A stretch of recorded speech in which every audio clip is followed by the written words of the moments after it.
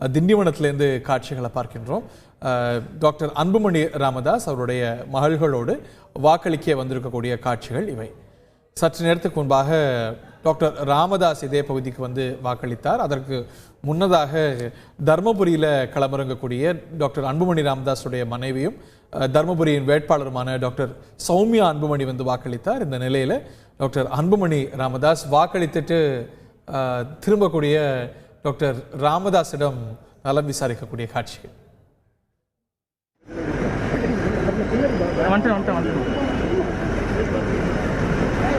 ஆனா கை இங்க பாருங்க, கை எடுங்க.